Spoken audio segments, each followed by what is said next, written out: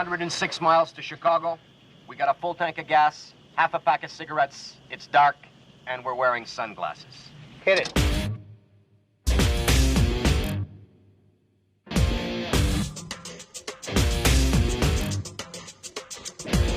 All right, all you RYAO hooligans.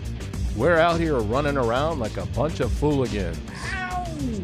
This is the RYAO Network Rockcast. Check out our website at ryao.net. You can use the Contact Us page on our website to send us a message. At the top of that Contact Us page, you'll see a section called Social, where you can select any of our social media outlets. There's too many. I can't name them all. But we're on Facebook, we're on Twitter, we're on YouTube, and now we're also on Instagram and Pinterest. You named them all. We are? Well, Pinterest. they really multiply. So post some of your favorite rock and roll recipes, creative dessert ideas, any craft ideas, or whatever you like. Have you guys seen some of the things that people do with like Pillsbury crescent dough and like painting rocks and shit? It's phenomenal. No, but I've heard some of the things that you do with Pillsbury crescent dough or whatever it is. Moving on. We are extremely thankful and grateful for all of the awesome RYAO hooligans who continue to follow us however you follow us.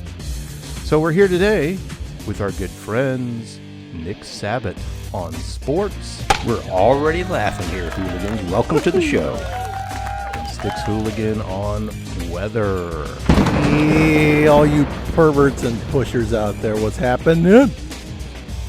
And Stix is mighty busy in the weather center with that hurricane bearing down on the Gulf Coast. So, It's a very stay safe phlegmy out hurricane there. out there. Yeah, hurricanes not fun. Derecho! We always like to check in, speaking of hurricanes, on what everybody's drinking. So, Nick, what is your social beverage of choice today?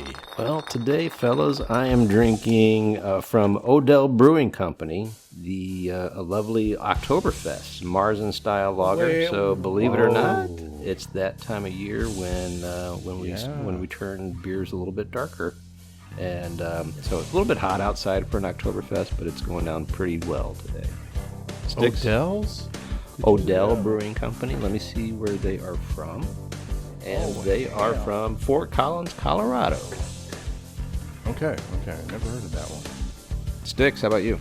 Well, I guarantee you never heard of this one because I just picked it. It just got released yesterday. Is that right? It's called Carney Lust. I think they give it to the carnival barkers on the, running the Ferris wheel.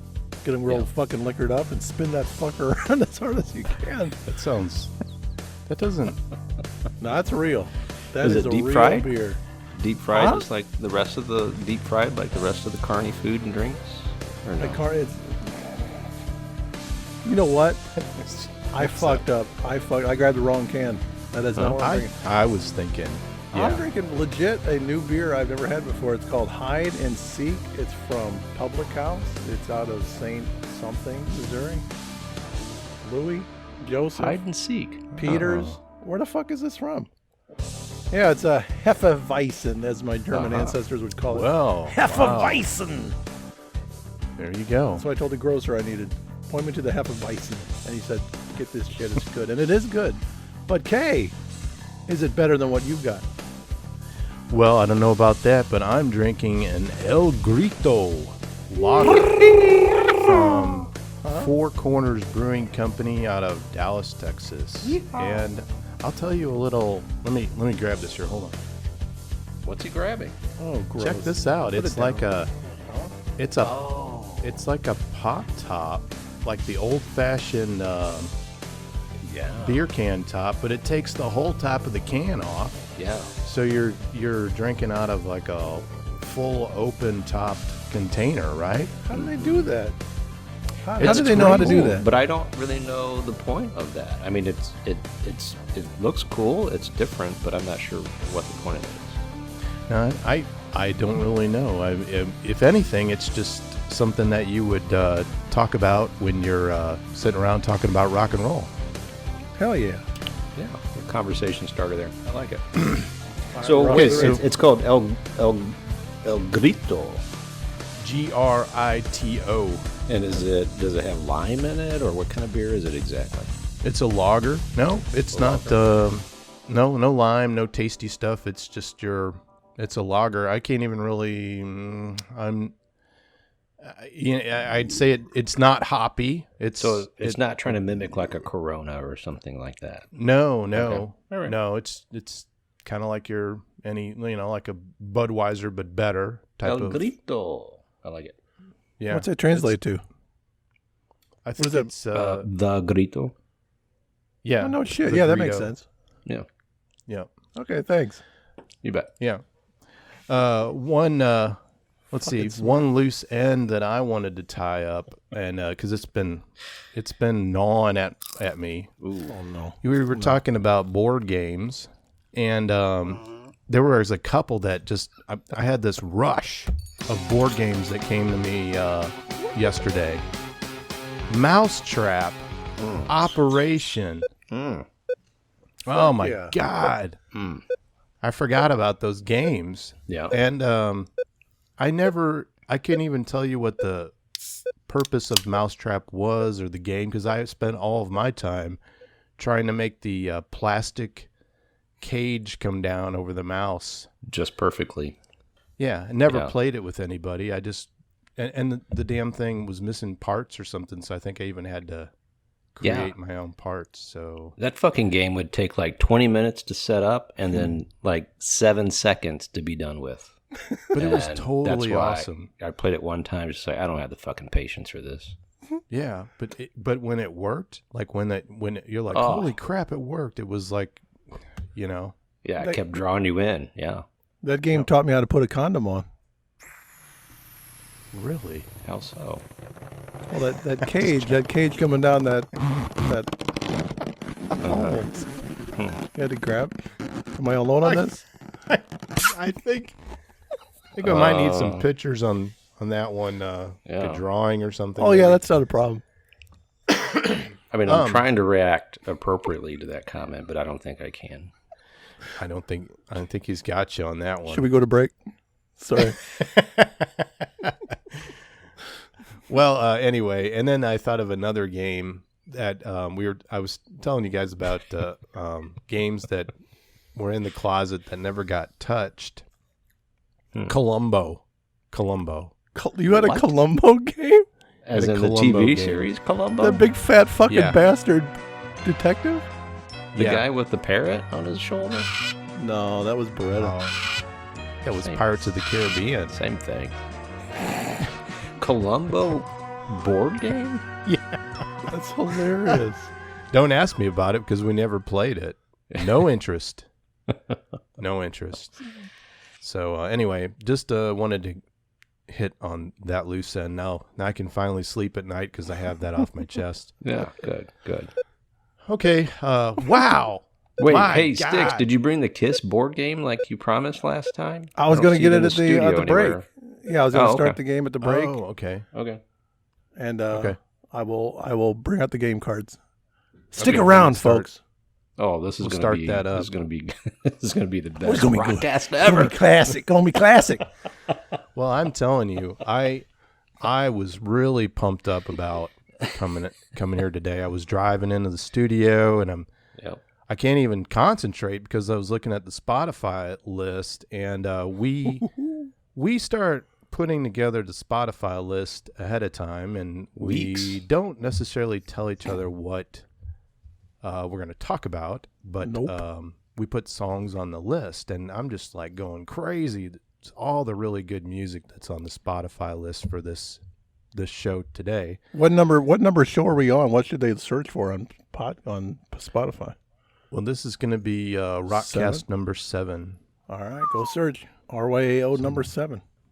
Yeah, so it's a good going to be a good list, and it's just going to get better after today. So, okay, here I've been jabbering again, but I'm going to go ahead and go first today. And we're going to jump back into the to the music. We've been talking about a lot of topics that weren't directly musical. But I wanted to, you guys ever think about pre and post bands? So what I mean by a pre-band is a less known band that contained a member that was part of a much more popular group later. And then a post band is what I'd call a band containing a member of a popular group that came about after the reign of that member's previous very popular group. Did you follow that? I did. I did, yes. I might not be following the exact rules, but I've got some good things to talk about. But take it away. Okay. It will have nothing to do with the topic, but just stay tuned for what Nick has to say. I was actually going to share a very lovely banana bread recipe during this session. I'm just kidding. Well, you need to go to the... I can put that on the RYAO Rockcast Pinterest site, yes. And if you have any like string art, Oh, shit. you know, RYAO logo and string. I also make earmuffs out of belly button lint. So just so you know. Stay tuned for that. Yeah. Well, I used to play a lot of guitar, so I'm going to choose. I just was thinking that we would come up with some examples of these pre and post bands, and this might help you understand what I'm getting at. But in playing guitar, I was attracted to guitar skills and impressed by those types of things. And I came into, I'll mention Whitesnake again as an example. Oh boy. Here we go. In the era of Adrian Vandenberg as the guitarist for Whitesnake. But then I'm in the music section of Walmart or something like that and ran across a tape of a band called Vandenberg. And I'm like, what is this? Ain't talking about love. So what? Vandenberg was a band created by Adrian Vandenberg. In 1981, he's from Holland, and he was in a band called, they created a band called Teaser. And I remember Teaser. And they recorded a demo and made their way to the U.S. via Atlantic Records. And they recorded that demo over in Jimmy Page's studio, Soul Studios. And their first single was called Burning Heart. And that burning heart. That song reached 39 on the Billboard charts, Hot 100. And Vandenberg went to open up for Ozzy Osbourne and Kiss. And then did their own tour like a lone tour in 1984. But anyway, Vandenberg was what I'd call a pre-band. So Adrian Vandenberg had a band and then was in Whitesnake.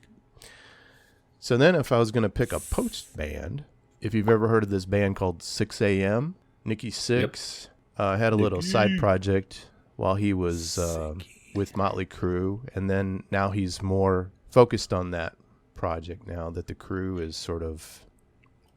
I never call a band done, but they're coming back next year in the stadium tour. They were supposed to be here this summer. Yeah, doing their lack of wait. When did they stop? I don't think they ever even started. Oh, when did they stop their last tour? It's been at least a good 3 years, right? They stayed away for 3 years. That's funny. So, what is it with bands? Is it pretty much just money, or is this a controversial topic? Well, but why is it that every band says, this is it, and they have a big concert, and they're like, that's the last time we're going to be on stage together, and then the cannons go off, and then scene, and then, okay, let's go do another tour. It's like, wait a second. I think they do it strictly for the fans, just because that's what the fans want, and probably money and ego. Not necessarily in that order. Well, there you go. Well, anyway, this 6 a.m. project, they have some really good tunes. Two of the songs from 6 a.m. best known for Life is Beautiful and Lies of the Beautiful People. We'll put these on the Spotify playlist. But, one interesting thing about this is, and I thought this was really interesting, especially for Nick, is that 6 a.m., the genre that you can classify them in, hard rock, alternative metal, and post-grunge. Have you ever heard of post-grunge? Post-grunge. So post-grunge. This is the first I've heard of post-grunge. Post-grunge is rock. It's a rock music subgenre that emerged in the 1990s. It's a label that's used for bands like Bush, Candlebox, Collective Soul that emulated the sound of grunge. But yeah, I don't think any of those bands really emulated the sound of grunge. But here's the kicker. Okay. Here's the kicker. Late 1990s, it morphed in a more clearly defined style that married, and this is from Wikipedia, by the way, my source, style that married the sound and aesthetic of grunge with a less intense and abrasive tone. Bands such as the Foo Fighters, Live, Puddle of Mud, Stained, Nickelback, Theory of a Dead Man, The Fault, Creed, Matchbox 20, Stix, post-grunge. Yeah, it's 3 a.m. I must be lonely. So a lot of people are... Sorry, people not can on be... mic. Wait, all those are classified as According to this post-grunge? Wikipedia article, they are. And that's people hogwash. can be sort of... I don't know if you've noticed this, but people can be sort of critical. No. They note that... Me. Post-grunge is kind of represents... Some people complain that it's a more polished, radio-ready production, tends to feature the same kind of melody as bubblegum pop and pop song structures. And, you'll hear electric guitar and acoustic guitar playing at the same time. But the major rift between grunge and post-grunge is in the lyrical substance. So anyway, I thought that was interesting. And I'm sorry to go on so long about that, but it was an interesting little rabbit hole that I came across. Yeah, so that helps define the post-grunge, but some of those that are compared in there are a little off the wall, like Puddle of Mud compared to like Nickelback or Matchbox 20. I don't know. Yeah. I wanna push you around, and I will. And I will. See, I'm post grunge. Am I post grunge now? I guess. I guess. I don't know. I did it. I'm fucking post grunge. I'm polished for radio, so I want to be a little. And you're wearing plaid, but your shirt's buttoned up and it looks presentable versus dirty. So anyway, that's I don't know if that's how you define it. Well, let me take a little break here. We'll come back. I want to hear your No! Don't take a break. Don't take a break. Don't thoughts about fucking your do bands it. that you would Get your finger off the pause button. I got a break for you. See you in 2 and 2. Hey, hooligans. Did you know that we create a Spotify playlist for each of our Rockcasts? Well, now you do. So click on one of those playlist links, get in and create a free account for yourself, and you can listen to all of our playlists. There's also a premium edition of Spotify that you can get for a few bucks a month. But no matter how you do it, make sure you support all the musicians that we talk about on our show. You're listening to the RYAO Network Rockcast. Okay, Nick, we were talking about my pre and post bands, guys that were in bands and then had a band and then got into a popular band, and then subsequently another band that you're going to tell me about, a guy who got, or a band. I'm really fucking this up, aren't I? I'm drinking every time you say the word I'll band. just give you my 2 examples. And Yeah, go ahead. so Pre and post bands. Pre and post band. We'll just label it as pre and post band, but I'm not quite sure if I'm following the rules, and you can give me a ding, ding, ding, ding, ding if I am, and a meh if I'm not. Both of my examples are really connected to Guns N' Roses, and the first one is Tracy Guns joined Hollywood Rose. They made Guns N' Roses with Axl Rose. Tracy Guns eventually left. Had a band named L.A. Guns, which was probably, not super popular, but they had some really good songs. And the song that you're going to find on the Spotify list, The Ballad of Jane, is, to me, Love that song. awesome song, really good memories, and I recall just playing the shit out of that song, and just a really good song. So that was my first example, and you guys feel free to chime in if you're fans of LA Guns or not. I was, you know what? LA Guns was the first band that I ever encountered that made a contest out of not bathing. They What? So when I was a crew guy, LA Guns came to the arena, and they had not bathed in weeks, I think. Yeah. What the game was for the band was to see how long they could go without bathing and still have girls come to them and want to have sex with them. So I heard a similar story that came from Motley Crue, and maybe the crew got the idea off of LA Guns or vice versa. But yeah, that's just totally disgusting. They would go to the bathroom, they would have sex with women, and they would just, they would go through their daily routine and not shower. And I think the crew, some of those guys got above a month before they actually did anything about it.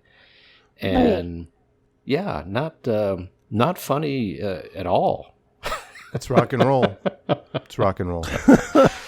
So LA Guns was part of that too. Interesting. Yeah. Who was do you recall who LA Guns was touring with at the time? Tora. Okay, LA Guns was the opener. And Dangerous Toys. Oh, okay. How about that? Yeah, Tora, Dangerous Toys, and then LA Guns was the headliner. Well, I'll be damned. That's funny. So the second example that I have, and again, not knowing if I'm following the rules or not, is Slash from Guns N' Roses. Did a solo album where he had various artists in. So he had a musical song where Dave Grohl and Duff McKagan played. Ozzy was on there. Adam Levine was on there. Fergie was on there. The two best songs, in my opinion, on that album featured a singer whose name is Miles Kennedy. And both of these songs are on the Spotify list. One is Back from Cali, and the other one is Starlight. Very musical. And Miles Kennedy just has a very melodic voice, a very powerful voice, and really has a range that is almost unparalleled to any other singer that I've ever heard. And just not too long ago, I think it was Austin City Limits, Miles Kennedy was on there with Slash, and I think Miles does a little guitar, but primarily Slash was the primary guitarist, obviously.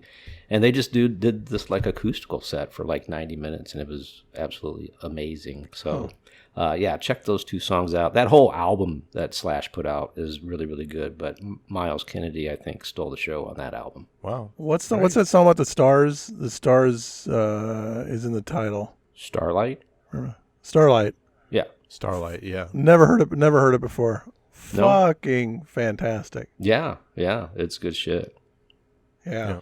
And Back from Cali, I travel to California every once in a while, and I usually go out there to see family, and usually a pretty big party ensues, and so that song always reminds me of going back to Cali and then leaving Cali. Usually when I go, I take my own body bag just in case I have to be shipped back because the parties are so much fun. So there you go. Stix, what are your examples? I've got lame examples, to be honest with you. They're just kind of off. You guys both have like actual rock songs, but Rick Medlock used to be in Blackfoot, and the only reason I know Blackfoot was because my older brother had a record by them that had a snake on it. And the record was called Strikes. Ooh. Yeah. And they had another record called Tomcat, I think. And it had a picture of Peter a dog. Criss. Of a Peter Criss petting a dog. I think that was a copyright violation. A guy named violation. Tom Cats dressed and up like dogs Peter Criss. living together. Tom's cat. Yeah. So they were real creative on the marketing front for sure. But they had a good song called Train Train. Blackfoot did. Choo-choo. It's a remake, right? Tell me. I don't know. Probably. I'll have to look that up. It sounds like an old blues kind of a song, but Yeah, I think that's a remake. so when they got busted, he went off to come and be part of Leonard Skinner. So he got part of a bigger, more famous group. Well, I'll be Oh, good. But he would bring his live snakes and tomcats on stage with him. So he was booted out of Leonard Skinner. I'm sure. I don't know the facts about that, but You're out of here. you're out of hey, Rick, take your tomcats and your snake and get the fuck off stage. And the bat that you just bit, Bat, head off yeah. that bat. Yeah, Blackfoot's And, last album was called Bat, and had a picture of a bat. Really, God, the stuff I can make up. And as far as groups that that they left that were big, like a Slash kind of a thing, you guys are not gonna like Johnny Rotten from the Sex Pistols. I know, his voice is irritating as fuck all. He's condescending. He's nasal. But the attitude, talk about having an attitude that sells your voice. It's kind of like, who's this? Billy Corgan from Smashing Pumpkins. Yeah. Kind of has that nasally, has that nasally thing, but he kind of has He has like two ranges, which is kind of low and high. He whines high and he whines low for Billy Corgan. But Johnny Rotten or Johnny Lydon's all about just attitude. Just you suck. Everything you feel is wrong. I know better than you. And there's something charming about it. I don't know what, but You either love him or hate him, for sure. and most people hate him, but that's okay. So I threw a song up on the Spotify playlist from his other band, Public Image Limited, and he actually can sing. He actually has melodies and songs and choruses and stuff, but he just his voice will He's kill like it a for you. cheese grater. He's like a human cheese grater. Yeah, so please go to our Spotify playlist and see if you can make it through the 3.5 minutes of the song. Wow. Yeah. I dare you. All right, going to take another break. Be right back. First, there was rock. And now, there's RYAO. So join us each week on the RYAO Rockcast, where we talk about life, music, and more. From the silly to the serious, the profane to the profound. Never stop rocking. Hey, hooligans. You're driving around all over the place. The perfect time to flip on the RYAO Rockcast. But then you start to panic. You feel lost. You feel alone. You're thinking, I'm so busy. How am I going to know when the new RYAO Rockcast is released? How am I going to know about RYAO special events? Just get on our email list. Go to the Contact Us page at ryao.net and send a message. Or send a quick email to elist, that's ELIST, at ryao.net. And let us know you'd like to be on our email list. This is Stix Hooligan. You're listening to the RYAO Network Rockcast.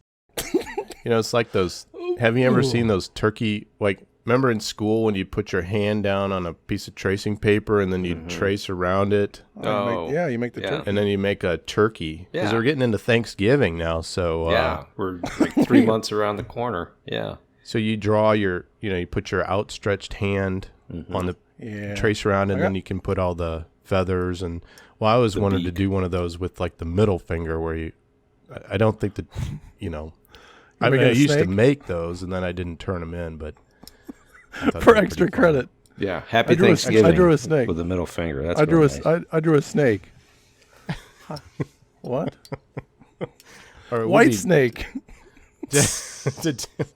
Ding ding. And you could do like the the rock and roll sign too. You trace that That's down. right. Yeah. Or the Little RYAO kids sign. Little kids are doing the RYO sign. Are we back from break yet? Everybody's doing it. Yeah. Hmm? Yeah.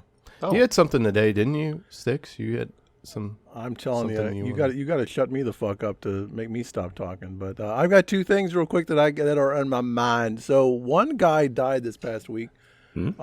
Probably more than that, but one that I know of. Frankie Benelli. He used to play for Quiet Riot, and most people would say, "Who gives a fuck?" He had two songs 40 years ago, so who gives a shit? But the guy was apparently just a cool. He had pancreatic cancer, which is not a cancer you get. You can fuck around with too much, I guess. Right. But the guy was very clear about it. He was, and so just when he died, it's all over like Paul Stanley and Sebastian Bach and probably L.A. Guns for all I know, or we're basically just saying he was a good guy. Like at heart, he was just a good person. So Right. Just a little tip of the hat for somebody who actually I think went out on top. Like he won. Yeah. He won the race, not Cool. because he accomplished anything amazing. He wasn't the biggest rock star in the world, but he was just a good guy, and he fought his ass off until the end. So I threw a Quiet Riot song on there on the Spotify playlist, and a Wasp I saw song that if you listen to the Wasp song and just listen to the drums, fuck me twice. The guy I think the guy had like 3 drum sets. Really? I'm not sure he had enough drums. He just I think they probably told him to stop drumming at some point, and he said, I can't. I have 9 drumsticks and 3 drum sets, and I'm just going to hit every fucking drum every fucking second that I can. So, Yeah, very check vivid memories of Quiet Riot back in the 80s. I mean, what was their heyday there? Was it 84? Was it 82? I can't remember, but 83. Come On, 84. Feel the Noise. I mean, that is just, Yeah. and I think it's one of those songs that stands the test of time. It just brings back very vivid memories. And then the album cover, the guy with the mask and everything. Yeah, That's rock and roll. iconic. Yep, for sure. Yeah, they were very, very cool. So anyway, that was the tip of the hat. So I was thinking too, I don't know if you guys know, I have a lot of records in the house. And because I have a lot of records, I listen to them in alphabetical order. Medical records too. Medical records. I have a lot of medical records of ours and some of our listeners. Shots. One thing I love about you is the strategy Turkey. that you have of getting through all of your music. And so you just kind of shed a little secret of Stix Hooligan where you listen to those records in alphabetical order. So do you have any sense, and I know that I'm getting in the way of your topic, do you have any sense in how long it takes you to go from A to Z? At this point, because I keep adding on to it, I think it's like 3.5 years, I think. That's where I'm wrote it. But now I'm like adding cassettes. I have like a whole bin of cassettes that I haven't listened to in like 20 years. Cassettes suck. But So wait, you go A to Z and then start back over and just that's how you listen? and if That's I buy incredible. new stuff, I just alphabetize it and I don't listen to it at the moment I buy it. I just 2 years from now, it's like, oh, I fucking bought L.A. Guns. That's cool. Okay. So you put it in its order, and if you're on T, and you buy something that's an A, you're going to be waiting a little while It's rough to listen to that. That's not Life's obsessive not easy. compulsive at all. Well, that's what I'm wondering. It's not because if somebody pulled one out of because my wife will say sometimes like I want to listen to whatever, and it's like we can't. Maybe next year. Yeah, 2023 for you, baby. So I've got you what's- on the calendar for about February. Yeah, I'm looking through my flip charts. So what's the first one? I'm just gonna throw something out. Is it Adam Ant? Probably ABBA. Who could be before? God, good one. Okay. Got a bunch of ABBA. Aardvark. Is that a group? If they was, then they'd be first. But anyway, so I've been listening I've been in the B's right now, so I've been listening to a lot of Jackson Brown. Fuck you. I don't know why I have Jackson Brown, but somebody has to buy I have it. another question. Do you ever take any of them out, like Jackson Brown? That's just it. I don't, because the ones that suck, the ones I like, I have memories of either buying them or somebody gifted it to me, or I have a memory of somebody. So if I listen to a record that I don't like, it's still like, if I bought Vandenberg, I was like, oh, that's K. Yeah. That's K. I will listen to Vandenberg for 40 minutes and now I'm in K's world or whatever. So But then do you have you ever done it where you've been thinking about K and you have Vandenberg, but then you're like, wait, it's gone. I was thinking K and filed it under K.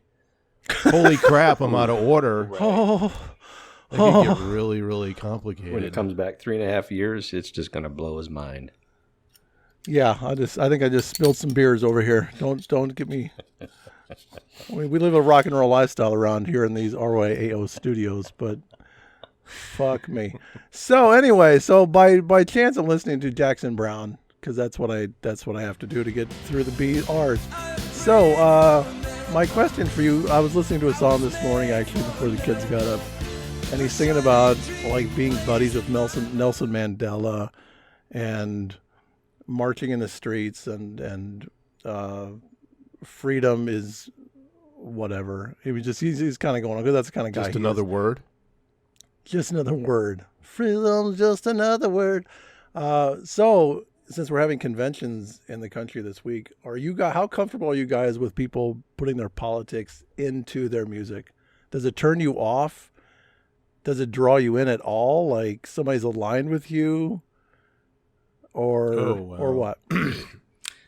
I wouldn't say that it turns me off. I mean, a lot of those artists write about their own experiences and their own ideas. And so, I would say most songs probably have something to do with those types of past experiences. I mean, some bands like Kiss, Love Gun, there's not a lot of substance there or anything like that. But, you think about like the Neil Young.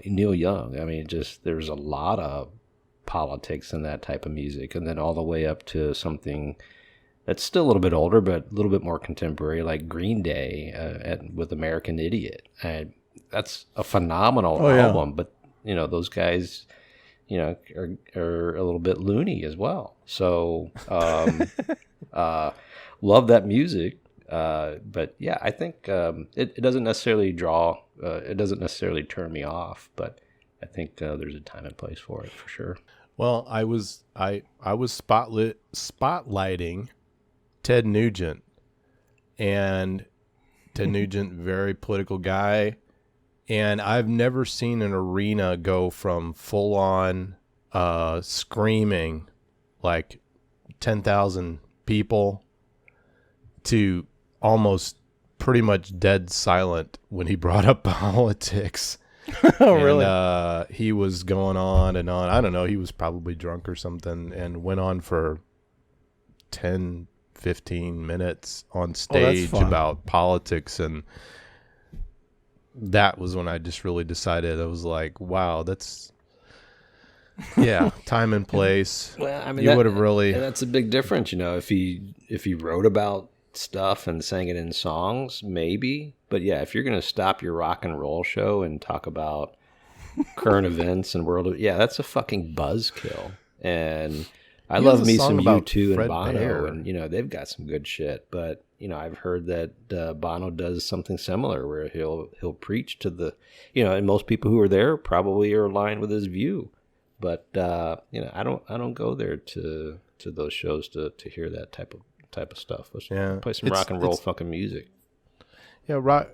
For me, at least, I can see where you could use it to as a platform for that, and like especially in the '60s, it was big. Yep. Big platform and part of our culture. But I don't know. For me personally, I just want to have some fun and.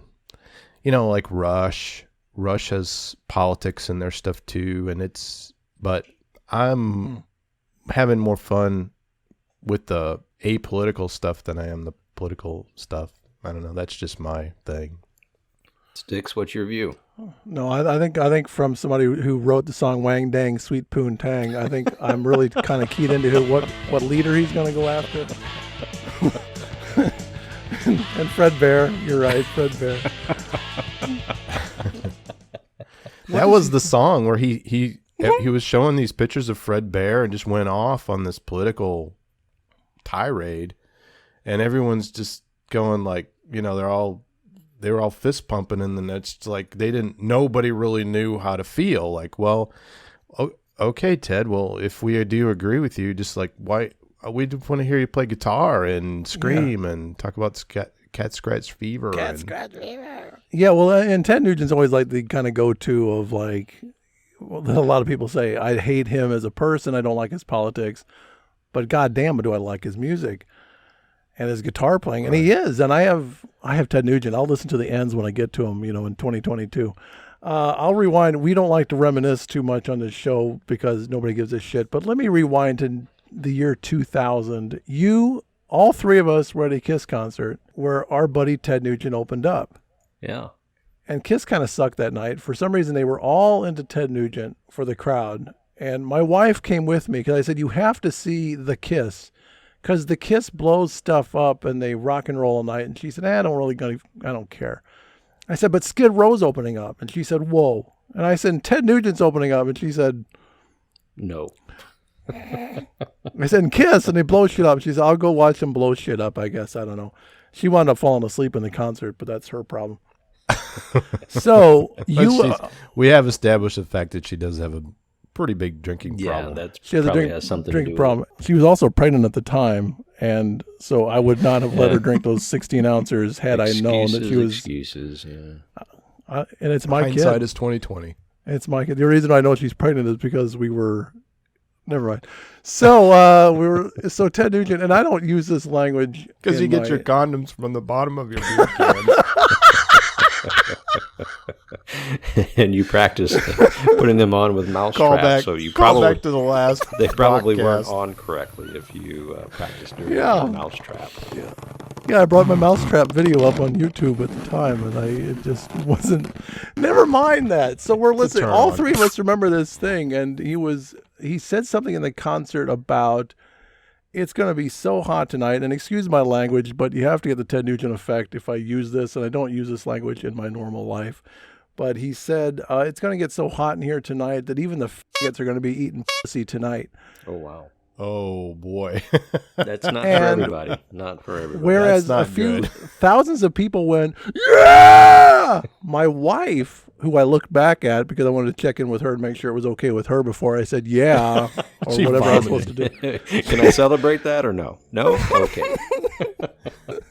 I said yeah, and then I turned around. Yeah, So- you didn't say that. She was I had to wake her up, but she heard it. And I can't remember what your reaction, you guys, but I think we were all kind of like staring at hands in our pockets like, yeah, he just said that. And it's not a political thing, but it's like, Right. Like- right. but I like the music. So as you divide that whole, we talked about it last night with the Bill Cosby. Can we listen to old Bill Cosby? It's hilarious. It's classic. It's about dad is great. Yeah. He makes the chocolate cake and he goes to the dentist and I go to the dentist and I talk about the ooby-dooby, my mouth sales. Like it's funny, but Yeah. am I allowed Well, to I think separate that? that hasn't. Tainted. We've also Tainted is a good word. back then. I mean, it was kind of probably a shocking thing to hear him say that then, but it probably didn't even pack the same punch back then as we've really increased in sensitivity. Our society's really gotten a lot more sensitive to a lot of things. So even though it was probably sensitive back then, it probably wasn't as sensitive. No, as not if as. that would happen now. It would be ultra sensitive, What tour was that, Stix?